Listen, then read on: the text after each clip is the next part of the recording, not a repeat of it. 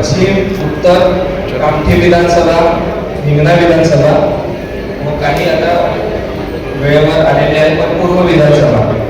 नागपूरच्या या सगळ्या विधानसभेतून आपल्याकडे थोडे थोडे कार्यकर्ते असून पण एक शिवसेनेला बळ मिळावे सगळे आपल्याला जोडत आहे. शिवसेना प्रभावित नाही नव्हती पण सूरज भाऊ आहे तो वाढताच आहे, तो खाली नाही गेला आणि सूरज भाऊचा नेहमीच आवाज साथ देत आले आहे, त्याच्या पुढेही देतील.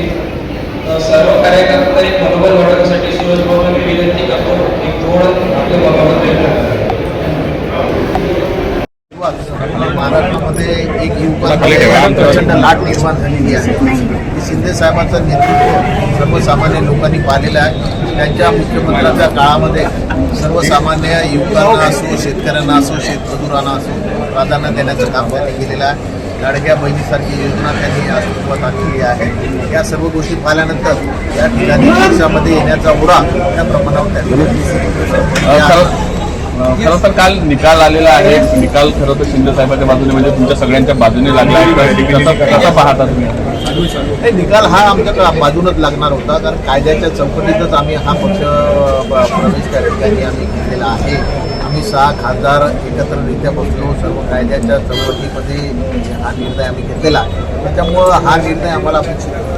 हा निर्णय तर तुमच्या बाजूने आला. आता पुढे आणखी काही येणार आहेत का?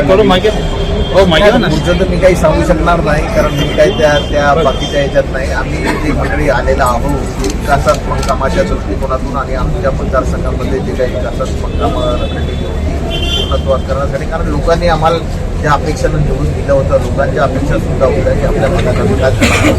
रेल्वेचे प्रकल्प आहे, मोठे प्रकल्प आहे, या सर्व गोष्टी आहेत. त्याच्यामुळे आम्ही सामूहिकरित्या या 6 खासदारांनी निर्णय घेतला.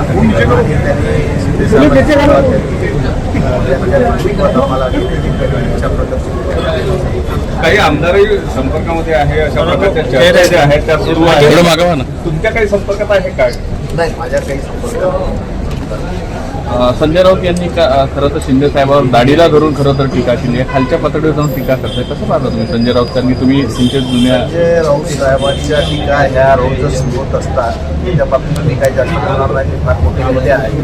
परंतु तरी सुद्धा सर्वसामान्य लोकांना जी अपेक्षा आहे ती शेवटी विकासात्मक कामाच्या बाबतीत मी हा पक्ष प्रवेश सोहळा लवकरच या 15 दिवसात विदर्भात दौरा आहे. म्हणजे विदर्भात आम्ही आमच्या मतदारसंघामध्ये त्या माननीय मुख्यमंत्री एकनाथ शिंदे साहेबांना बोलावलेलं आहे.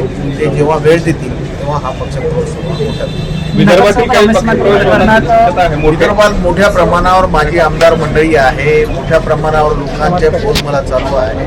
परंतु जोपर्यंत हा पक्ष प्रवेश सोहळा होत नाही तेव्हा नाव लीक करणं काही सही. विदर्भातील आमदार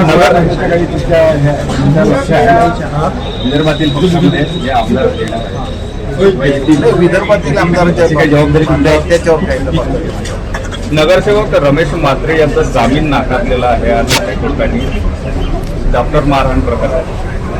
नाही, त्याच्या बाबतीत माहिती